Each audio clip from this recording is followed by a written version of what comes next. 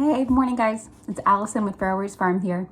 So we have a second seed delivery. Huzzah! It just came in this morning, and I am about to take a walk with my daughter. But I thought that I would go over this seed package with you guys really quick because it's so exciting! Second one of the season, and I've never ordered from this company before, so. The company I ordered from is called the Experimental Farm Network. I highly recommend checking out their website. They just released a bunch of new stuff really recently. And so, yes, ma'am. My little girl is playing at my feet, per usual. Good job, sweetie. I'm not going to be long, okay? What do you have there? So they have tons of, as it says, Experimental Farm Network. It's just seeds that have been saved and yes, ma'am. Oh, wow. Thank you. And have been used all across the world and adapted to different environments. And what got me really excited about it because of our past food forest. If you watched any of my videos, my husband and I had a 4-year food forest in Middle Tennessee. And now we're in the lovely north. So changed it up and starting from scratch this year.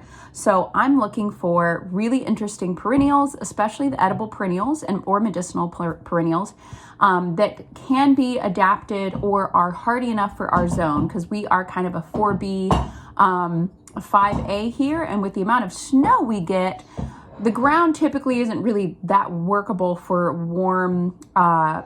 your warm crops like tomatoes, etc., until June 1st. And I got that information from talking to my neighbors, talking to locals, and looking at the local Facebook groups. But anyway, that's a little backstory. So here we go. Our package from Experimental Seed Store. Really exciting. Just got in the mailbox. I'm like, oh my God. It's always nice when you find a new company. And especially, I've listened to a few interviews from them.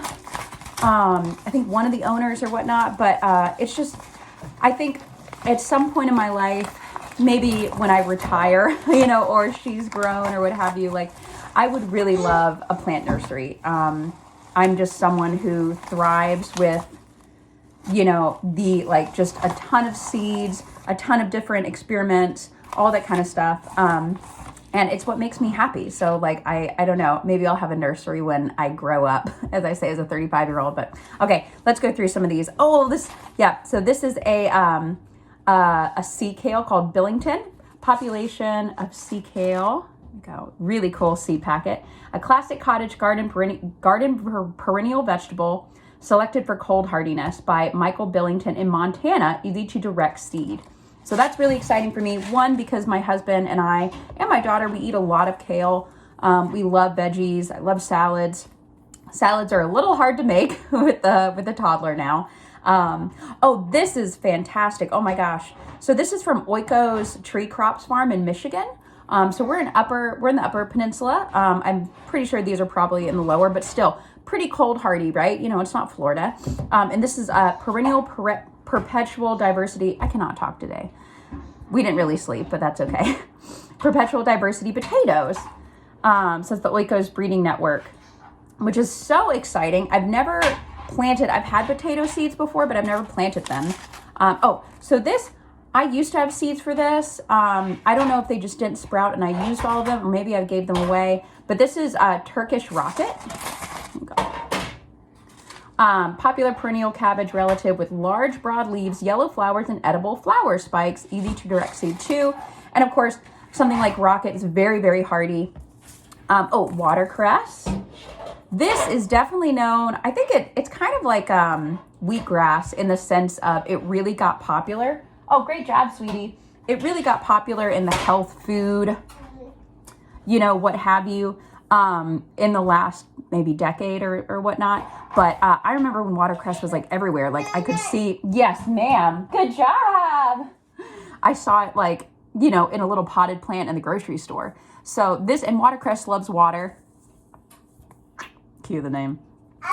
So I might start that inside soon and then just keep on my windowsill and see. I know the growth can be really lovely, but it is kind of like a lower growing. So I'll probably check the hardiness. And then what I'll want to do maybe I might, if it can be hardy in our zone, I might plant it near like our drain spouts. You know what I mean? All right. So this, skirret. I did have seeds for this. I don't know what seed company from years ago. They never sprouted. That was most definitely 99% my fault. Usually is user error. Sorry, we actually have some bright sun today. So I'm like, oh my gosh, sun. But I'm really excited because this is a perennial root vegetable. And it says it likes wet soil too. Parsnip-like flavor. Delicious. Awesome. I love parsnips. Good King Henry, another perennial green. As you can see, there's kind of a theme here that I picked out. There are tons on their website. Oh, this is one of our cats, Leaf. She's such a sweetie. And she loves the sun, so I'm going to give her this spot back. But Good King Henry is a perennial very similar to spinach with edible quinoa-like leaves, easy to direct seed too. That is awesome. I'm going to have to look up if any of these need, it says easy to direct seed. Maybe they were already cold treated. I don't know. So this I've never tried. Siberian meadowsweet, an edible and medicinal herbaceous perennial native to far eastern Russia and China. Lovely green plants topped with white flowers, hardy to zone 3. So that should be great for us. So I'm not going to plant any perennials if I can help it in our raised beds, because those are going to be for annuals. As far as I'm concerned, you never know what how your plans change when you're planting a garden. This one, I cannot wait. It's a big hip apple rose, beautiful pink flowering rose selected by Ken Asmus in Michigan for high productivity, produces large and delicious fruits, aka the rose hips, good for jams, jellies, teas, and more, native to Europe. Cold, moist, stratify 60 to 120 days or direct sow in fall. So what I'll probably do is I'm just going to wait and direct sow these in some buckets. Or might throw them in the freezer, but I think I'll just direct sow these in the fall. Because that's so cool. But obviously as a rose bush, being a woody perennial, it's, going to take a little bit to grow up. So I might start them earlier. Oh, this was the one that I was really excited about. Homesteader's Kaleidoscope Perennial Kale Grex. Incredibly diverse array of perennial kale-like plants ripe for further selection from genius plant breeder Chris Homanix. Sorry if I did not pronounce your name right. I need more coffee. Or actually, we're not drinking coffee. More tea. We're drying out on the coffee right now. But yeah, I know some YouTubers I have followed have used this. So this, you just select the plants you like, save those seeds, and kind of, that's what this whole wonderful company is about. You select for the properties that you need in your area, and then share those seeds. It's what seed, like one of the greatest things about seed saving, right? So, good job, sweetie. Hey, can you grab this for me? So I have been really, look at this sun over here. I've been really excited for this, the Northern Maypop Passion Fruit. This is the East Coast native passion fruit, perennial, winter hardy, productive, with spectacular blossoms and delicious fruit. I am really hoping that I can grow this here. We are a cold zone. Sorry, my husband just came upstairs. We are a cold zone up here, but my plan is to grow this inside probably for a couple years as a house plant and get those roots. Good job, sweetie. I'm almost done. She's chasing around our cat. And get these roots really nice and tough and hardy, and then plant them outside in a few years. So this will just be a house plant for us. And it seems like, gosh, they gave a good amount of seeds in here too. That's so exciting.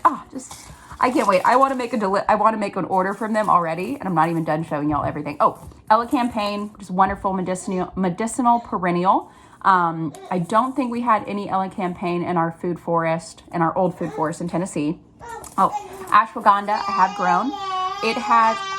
I know, sweetie. Ashwagandha for us in both our zones, has been an annual. So, but that's really exciting because my husband and I have both benefited from the use of ashwagandha. We have a friend who is a clinical herbalist, and she has some blends with ashwagandha in them. And oh my goodness, it is just, especially when it comes to like adrenal fatigue just the state of the world, stress, daily stress or weekly, monthly stress, ashwagandha is just so beneficial. But again, don't take my word for it. I am not a medical professional. Please use your own discretion when using these things. Okay, Eastern Sand Cherry. I'm really excited about this because it's a pretty low growing. Oh, it says sprawling shrub 2 to 6 feet tall. Oh, you okay? I got you in 1 second, sweetie. Yeah, you hungry? This small wild cherry species like beach plums. Oh, okay, 2 more. So this is Andy Green's Mountain Multiplier Onion. The true seed, it's a diverse mix of perennial dividing onion or potato onion. Really excited for that. We planted multiple perennial onions, different types in our old food forest. So I'm really excited to see this one up and running. Yeah, it's from two different growers in Colorado and Utah. And so there's some pretty cold zones in both of those states. So it's really, I don't know. This might be my most exciting delivery this year because, when you just one, you're seeing the hard work that strangers have gone through, right?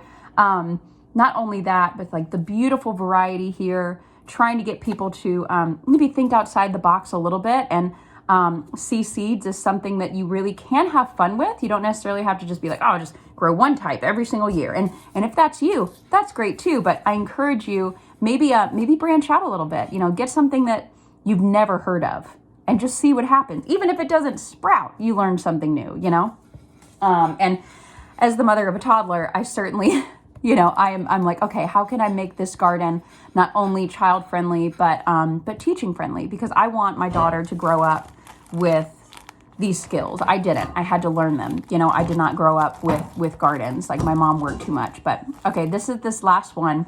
Seedale's Improved Pawpaw Breeding Mix.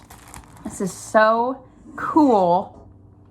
Really excited for this. It says, do not let the seeds dry out. So I will go ahead and plant these. I have a lot of trays, but I'll probably plant these as one, in a tray, so I can just monitor it and keep it nice and warm, especially with this nice sun coming through. But yeah, that's it for this beautiful order. Oh my gosh, it's just so exciting.